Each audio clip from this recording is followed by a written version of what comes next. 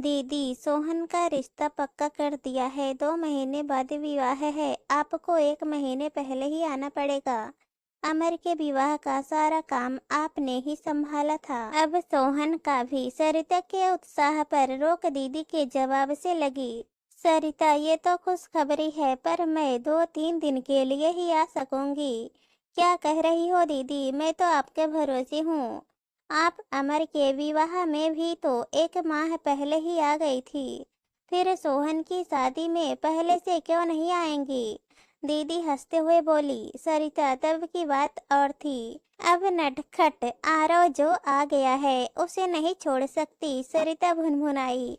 उसे निर्मला बहू संभाल लेगी। आपने क्या ठेका ले रखा है उसका? दीदी बोली। कैसी बातें करती है सरिता? आरव अभी बच्चा है। बहू कंपनी में काम करती है। मनोज और निर्मला सुबह 8 बजे घर से निकलते हैं और शाम 7 बजे तक लौटते हैं। ऐसे में आरव की देखभाल कौन करेगा? सरिता क्रोधित हो उठी। तो आजकल आपने आया का काम संभाला हुआ है? दीदी ने समझाते हुए कहा। नहीं सरिता, आया है आरव को संभालने को, पर उसकी निगरानी के लिए भी तो घर में किसी का होना जरूरी है। समझने की कोशिश कर। मैं ज्यादा दिनों के लिए नहीं आ सकती। अमर के विवाह में मैंने 2 डायरियां बनाई थी। उस विवाह से संबंधित सभी जरूरी बातें नोट की थी। उसी के आधार पर सारी तैयारियां कर लेना। मैं नहीं हूँ तो क्या हुआ? तू अब अकेली नहीं है। सुनंदा बहू तेरे साथ है ही। फोन रखते हुए सरिता भुनभुना उठी। जीजा जी के जाने के बाद बेचारी दीदी अपने घर में ही नौकरानी बनकर रह गई है। ए भला क्या बात हुई कि पोता हो गया तो ओ कहीं आ जा नहीं सकती? बहू अपने बच्चे को खुद संभाले। मुझे भी पोते हैं तो क्या मैंने नाते रिश्तेदारों में आना जाना बंद कर दिया? मेरी बहू भी नौकरी करती है, पर घर और बच्ची को भी संभालती है। बच्चे पैदा किए हैं तो संभालने भी खुद पड़ेंगे। हम नौकरी नहीं करते थे तो क्या हुआ? घर और बच्चे खुद ही संभालते थे। हमारी सास नहीं संभालती थी हमारे बच्चे। शाम को ऑफिस से आते ही सरिता के उखड़े मूड को भाप कर पति मोहन बोल पड़े। क्या बात है सरिता? सुहानी दीदी से बात नहीं हो पाई क्या? सरिता व्यंग्यात्मक स्वर में बोली। बात तो हुई, पर दीदी का कहना है कि वो 2-3 दिनों के लिए ही आएंगी। उनके बिना वहाँ पोते की देखभाल कौन करेगा? मोहन बोले। उनका कहना उचित ही है। बेटा बहू दोनों नौकरी पर जाते हैं। ऐसे में छोटे बच्चे को संभालने के लिए उनकी वहाँ ज्यादा जरूरत है।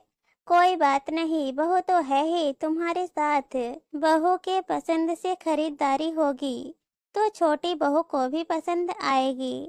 बच्चों और हमारी पसंद में काफी फर्क है। सरिता ने मुंह बिचकाया। बहू को नौकरी और बच्ची से फुर्सत मिले तब तो और कुछ कर पाए। सोहन के विवाह में सारी खरीदारी मेरी पसंद से होगी और ओ मैं कर लूंगी, पर मैं सुहानी दीदी को लेकर परेशान हूँ। जीजा जी के जाने के बाद उनकी हैसियत अपने ही घर में नौकरों जैसी हो गई है। मोहन असहज हो उठे। कैसी बात करती हो सरिता? मनोज ऐसा लड़का नहीं है। सुहानी दीदी भी समझदार है। मनोज की पसंद से ही उसका विवाह किया। ऐसे में बहू निर्मला उनका अनादर करे यह संभव नहीं है। सरिता उत्तेजित होकर बोली। तुम ये क्यों नहीं सोचते कि जीजा जी तो दुनिया में रहे नहीं? ऐसे में मनोज की पसंद को मानना दीदी की मजबूरी रही होगी। मोहन बोले। नहीं, मनोज के विवाह में सुहानी दीदी बहुत खुश थी। कहीं से भी नहीं लगा कि उस रिश्ते से उन्हें कोई एतराज हो। सरिता ने तर्क दिया। तुमने देखा नहीं, विवाह के 5 दिन बाद ही बेटे बहू दीदी को अकेली छोड़कर हनीमून पर निकल गए थे। मोहन ने टोका। तुम भूल रही हो, सुहानी की बेटे बहू की हनीमून ट्रिप दीदी ने ही प्लान की थी और उन्हें सरप्राइज गिफ्ट के तौर पर हनीमून टिकट दिए थे। तुम्हारी तरह नहीं, जिसने अपने बेटे बहू का हनीमून ट्रिप रद्द करवाने की ठान ली थी। सरिता बड़बड़ाई। मैं बीमार पड़ गई थी तो इसमें मेरा क्या कसूर? पर तुमने इसे भी मेरी बहानेबाजी ही माना। तभी तो बेटे बहू को कह दिया कि ज्यादा बीमार नहीं है तुम्हारी माँ, तुम लोग जाओ। इसे देखने के लिए मैं हूँ। सरिता की बात सुनकर मोहन ठहाक कर हंस पड़े और सरिता झेप मिटाने के लिए बड़बड़ाने लगी। औरों के पति होते हैं जो अपनी पत्नी का साथ देते हैं। तुम तो हमेशा ही बहू की तरफदारी करते आए हो। क्या करता नवविवाहितों को एक दूसरे को समझने का यही समय तो मिलता है। फिर तो सारी जिंदगी घर गृहस्थी के चक्करों में उलझ कर रह जाते हैं। मोहन बोले। सरिता फिर भुनभुनाई, तो तुम कौन सा मुझे हनीमून पर ले गए थे? बड़े दार्शनिक बनते रहते हो। अच्छा ये बताओ कि विवाह के लिए हॉल बुक हो गया या नहीं? मोहन ने जवाब दिया, हाँ हो गया। बैंड वाले को भी तय कर दिया है। समय मानो पंख लगाकर उड़ता रहा। सुहानी दीदी विवाह से ठीक 2 दिन पहले आई, वो भी अकेले ही। अच्छा तो अब बेटे बहू पर उनका इतना भी अधिकार नहीं रहा। सगी मौसी के लड़के के विवाह पर आने के लिए भी राजी नहीं हुए। सरिता ने सोचा। उसकी चढ़ी त्योरियों को देख सुहानी दीदी बोली, आरव अभी 7 माह का ही है, उसे मेरी जरूरत पड़ती है। यहाँ आने को हम सभी तैयार थे। हवाई जहाज का टिकट भी हो गई थी, पर आरव को तेज बुखार हो गया। मनोज और निर्मला तो फिर भी आने को तैयार थे, पर शादी के घर में बच्चे की बीमारी संभलती नहीं, सो मैंने ही उन्हें मना कर दिया। बेचारी दीदी को झूठ पर झूठ बोलना पड़ रहा है। सरिता को उनसे सहानुभूति होने लगी। मोहन बोले, इतने मुश्किल हालात में भी आप यहाँ आए, यह क्या कम है? तभी भारी भरकम बनारसी साड़ी और जेवरात से लदी फदी सुनंदा आ गई। उसकी गोद में चुनमुन रो रही थी। वह सुहानी दीदी के पैर छूने को झुकी तो उसके सिर से साड़ी का पल्लू गिर गया। सरिता ने घूरते निगाहों से उसे देखा। सुनंदा घबरा कर पल्लू ठीक करने लगी। ये सब देखकर सुहानी दीदी के मुख से बेसाख्यात निकल पड़ा, इतनी गर्मी में बिटिया ये क्या पहन लिया तूने? ऊपर से बच्ची को गोद में उठाया हुआ है। ला बच्ची मुझे दे, तू ऐसी साड़ी पहनकर आ जो संभाल सके।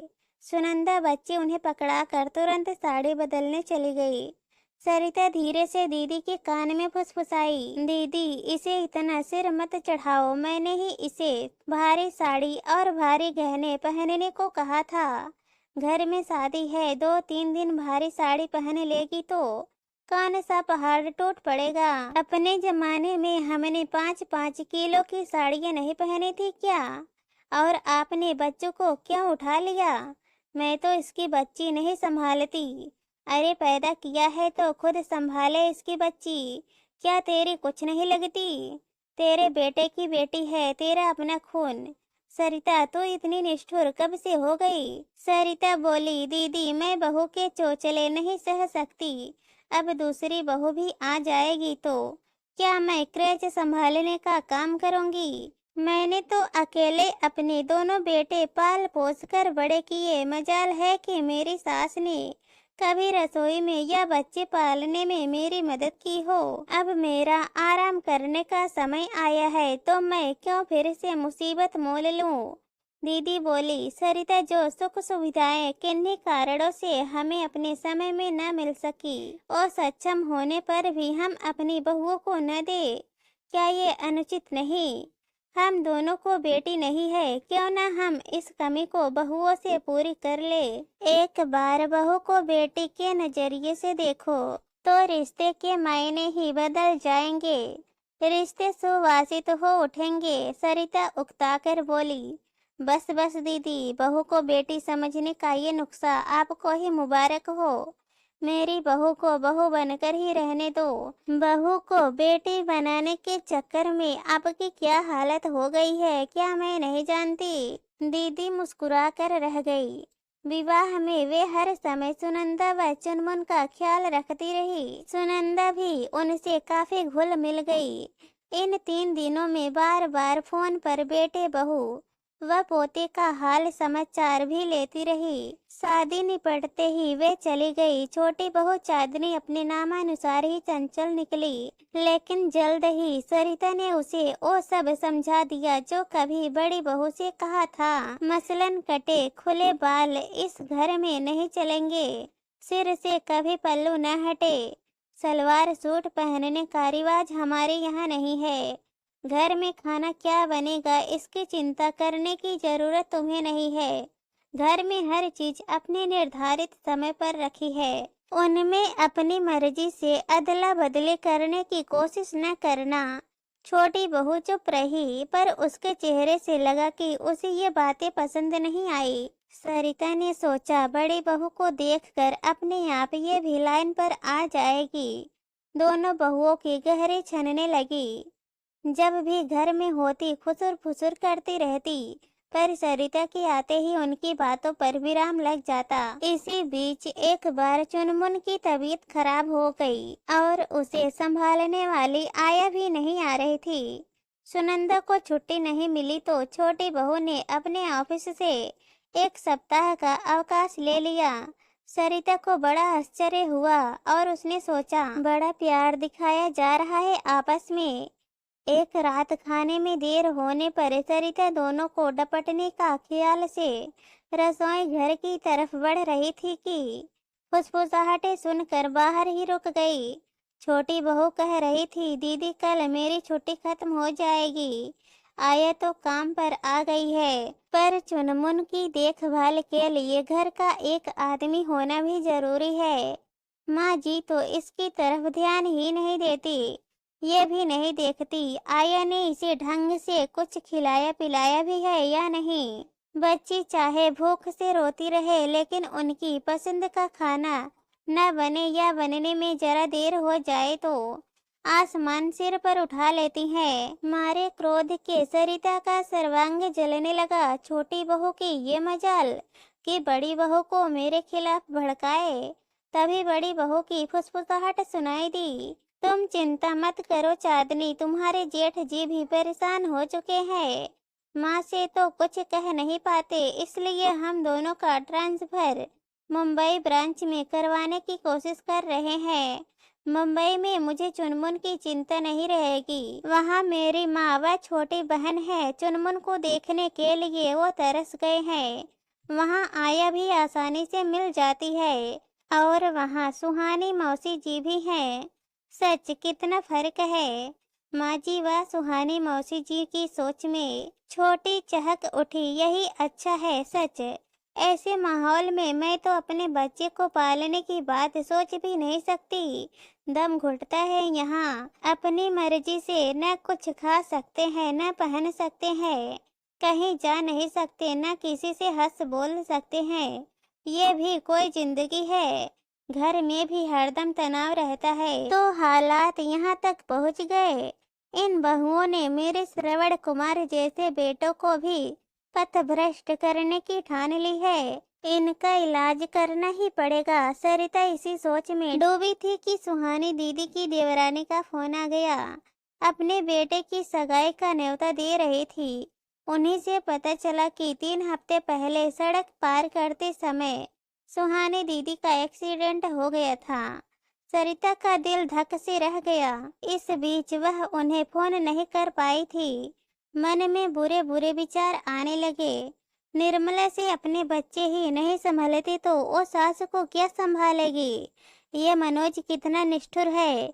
मेरी बहन का इतना बड़ा एक्सीडेंट हो गया और मुझे खबर तक नहीं दी। शादी के बाद गिरगिट की तरह रंग बदल लिया है। उसने बड़ा कहता था कि तुम मेरी सबसे प्यारी मौसी हो। बेचारी दीदी की क्या गत बन गई होगी। सरिता ने तुरंत दीदी का नंबर मिलाया, पर उधर से किसी महिला की अपरिचित आवाज सुनकर चौंकी। सुहानी दीदी है जी, ओ सो रही हैं। आप कौन? ए बताइए, आप कौन बोल रही हैं? सरिता ने प्रति प्रश्न किया। मैं निर्मला की माँ बोल रही हूँ। सरिता ने फोन काट दिया तो बहू ने अपनी माँ को बुला रखा है। खुद महारानी नौकरी पर जाती होगी, वह मोहन के पीछे पड़ गई। तुरंत मेरा मुंबई का टिकट करवाओ। वहां जाकर निर्मला की ऐसी खबर लूंगी कि उसे समझ में आ जाएगा कि सास क्या होती है। दीदी के सीधेपन को उनकी बेवकूफी समझ लिया है उसने। मोहन समझाते हुए बोले, टिकट तो मैं आज का ही करवा दूंगा, पर जाते ही वहां शुरू मत हो जाना। पहले वस्तु स्थिति का पता कर लेना। तुम मेरा मुंह बंद मत करवाओ, कह देती हूँ। क्या मिला दीदी को बहू को बेटी बनाकर? भला बहू भी कभी बेटी बन सकती है? दीदी के घर पहुंचने पर निर्मला की मां के दर्शन हुए। दीदी निर्मला के साथ अस्पताल गई थी। नन्हा आरव नानी के साथ किलकारियां मारते हुए खेल रहा था। उन्होंने ही बताया कि दीदी के कंधे व सिर में चोट लगी थी। सिर से काफी खून बह गया। डॉक्टर ने बेड रेस्ट बताया था। निर्मला और मनोज ने बारी बारी से एक एक हफ्ते की छुट्टी ली थी। अब दीदी ठीक है। दिन में वो उनके पास आ जाती है और शाम को अपने घर चली जाती है। एक आया दिन भर बच्चे को देखती है और महरी पूरे दिन का चूल्हा चौका कर जाती है। निर्मला की माँ ये सब बता ही रही थी कि दीदी आ गई। निर्मला साथ थी। उसने सलवार सूट पहना हुआ था। दीदी को देखकर सरिता भौचक्की रह गई। वो तो उनके कमजोर व बीमार रूप की कल्पना कर रही थी, पर दीदी पहले से ज्यादा स्वस्थ लग रही थी। दोनों सास बहू नहीं बल्कि माँ बेटी दिख रही थी। उसे अचानक आया देख दीदी प्रसन्न हो उठी। दीदी के गले लगते हुए सरिता बोली, मैं इतनी पराई हो गई कि अपनी एक्सीडेंट की खबर तक मुझे नहीं दी। दीदी बोली, मनोज ने कहा था कि सरिता मौसी को बुला ले, पर मैंने ही मना कर दिया। बेकार तुझे परेशान करने का दिल नहीं किया। यहाँ निर्मला और मनोज तो है ही मेरा ध्यान रखने को। इन्होंने खिला खिला कर मुझे कुछ ज्यादा ही तंदुरुस्त कर दिया है। बहुत ख्याल रखती है निर्मला मेरा। निर्मला ने कहा, माँ आप हमारे लिए जितना करती हो उसका रत्ती भर भी ऋण हम नहीं उतार सकते। दीदी अपनी समधन से बोली, देखा मोहिनी जी, हमारी बेटी कैसी भारी भरकम बातें करने लगी है। दोनों ही घनिष्ठ सहेलियों की तरह हंसने लगी। दीदी के इतने घनिष्ठ रिश्ते देख सरिता को उनसे ईर्ष्या हो आई।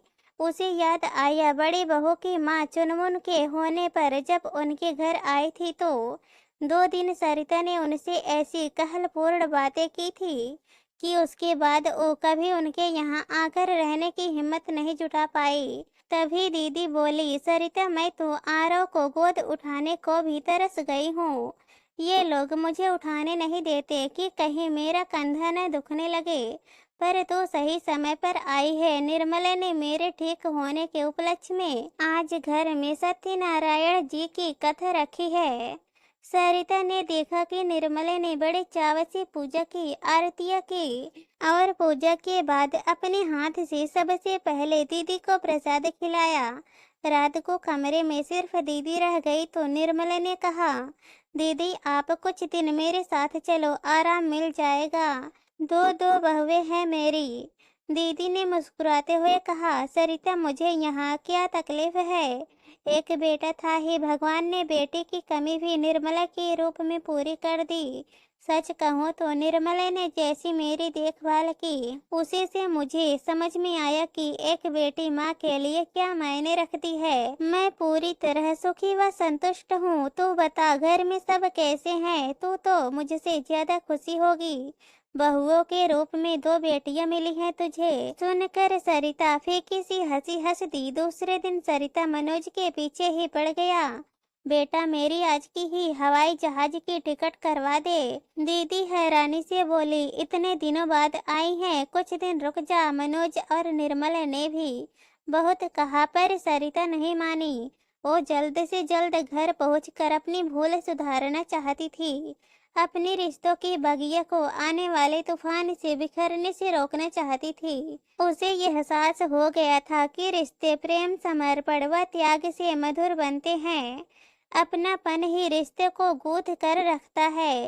सरिता सोच रही थी कि किस्मत ने तो उसे बहुओं के रूप में 2 बेटियां दे दी है। अब वो भी उनकी माँ बनने का प्रयत्न करेगी। नन्ही चुनमुन को कलेजे से लगाने को उसका दिल अचानक ही बड़े जोरों से मचलने लगा था। दोस्तों, इस कहानी पर आप लोगों की क्या राय है कमेंट में जरूर बताना, और अगर कहानी पसंद आए तो हमारे चैनल को सब्सक्राइब कर देना।